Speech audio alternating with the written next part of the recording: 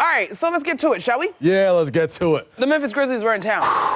They leave town with a victory over our New York Knicks. Yes. However, Evan Fournier, 30 points. Yeah.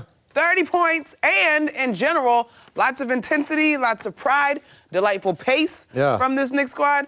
But Evan, just a flamethrower. Yeah, national TV, Evan has struck again. It seems like anytime the camera and the big stage is on him, he's shown out every game this season. So shout out to Evan Fournier, and obviously the buckets are needed, and it's great. But like you said, what I really enjoyed was the effort on both offense and defense. Getting after loose balls, and sometimes the ball just doesn't bounce your way. And that's definitely what happened against the Memphis Grizzlies tonight. It seemed like there was so many second chance points, so many 50-50 balls, so many loose balls. It just happened to go Memphis's way, and you can't lose those battles with a team that talented. They're third in the Western Conference for a reason. For a good reason. Evan Fournier, 30 points for the Knicks. His third straight really good game in a row. Hopefully we can take that on the road in the Western Conference swing coming up. Listen, in the postgame show, I was telling the fellas all the things I'd like to see packed in the Knicks suitcases. That's the pace of play. That was the pride. That was the intensity. Yes, Evan Fournier's shooting. Also, Mitchell Robinson's focus, 7 of 8 from the field, 8 blocks.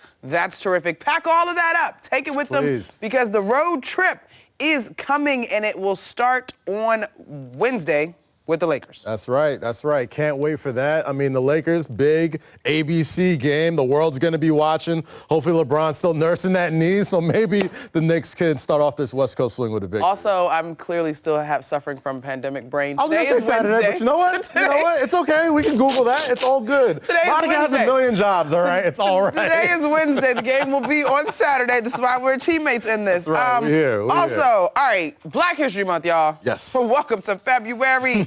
Although the celebration is all 365. That's right. This is the month that is acknowledged widely in our country as Black History Month. And oh, baby, we've been to set it off this year in fine fashion. Of course, there's tons of things to celebrate. However, there's also a very large statement made in the form of a class action suit versus one of the most powerful leagues, sports leagues that is in the world. That would be the NFL.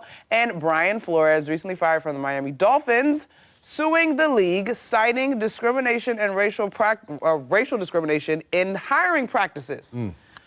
That was a lot to unpack on the first day of Black History Month. Monica, I mean, there's so many ways we can go with this, right? But one thing I want to go with is the whole idea that this happens to be sour grapes, right? Like, that's the one thing that has always annoyed me, and it always felt weird. Like, I've listened to a lot of talk radio for the days coming up. We had a couple shows here. Madeline Burke was here. We were talking about head coaches. The first person I said was Brian Flores. How's he looking? Is he a candidate? And she's like, yeah, possibly, probably, yeah.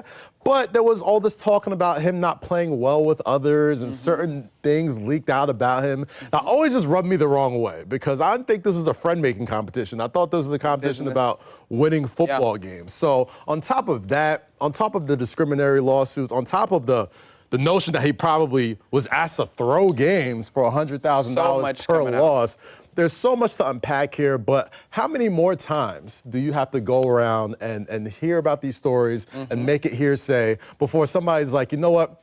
There's a problem here. There's a problem in this league. There's a problem with the hiring practices in the league. And there's a problem especially when it comes to black men being put in positions of power in the league that is primarily made up of black men as the workforce, you know? So I don't know how many times it passes the smell test that we can have an 80% black league, but have one NFL head coach that's fit to lead these men over here. It just doesn't make sense to me. And I know this is only the tip of the iceberg. We're already hearing about Hugh Jackson here, about the Browns. It's going to be a long, long spring and summer for the NFL. First of all, I have a tremendous amount of respect for Brian all the Flores. way, all the way. Because quite honestly, matter-of-factly, the word torpedoed has been tossed around in terms of him detonating what could be the end of his coaching career as it currently exists. I mean, this is a huge risk. And he's said and gone on record that he understands that this is much bigger than him. So I have tremendous respect for him in that regard. Second, I think that folks need to understand, because I've, like you, been in the conversation on Twitter, you know, jobs are promised to people all the time, and people interview, like, what's the big deal? All right, cool. I think that we have to, your point, we have to acknowledge the pattern because this is not an isolated incident. There's a pattern historically in this league. And so I think there has to be a thorough, impartial investigation. And honestly, like, I'm throwing out those words to describe the investigation.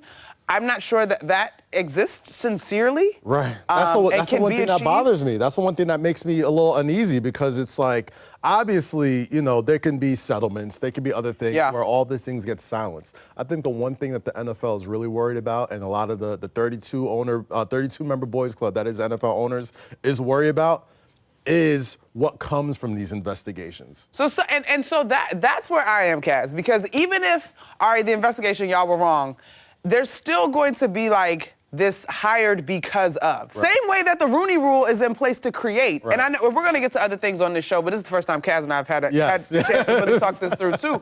But like, even if he wins, then what, right? Like, there's just so much here, and all I keep coming back to is I have tremendous respect for Brian Flores, and if you've never been in a position to be in an interview and have to think twice about your hair, coded language, how people are showing up, if they're taking you seriously, then you probably need to sit this one out and just kind of listen. Listen. Remember a couple summers ago where the whole racial reckoning was happening all over? Oh, just two summers ago? Just 2 summers ago. Mm-hmm. Everybody was saying, you know what? We're listening now. We're listening to you.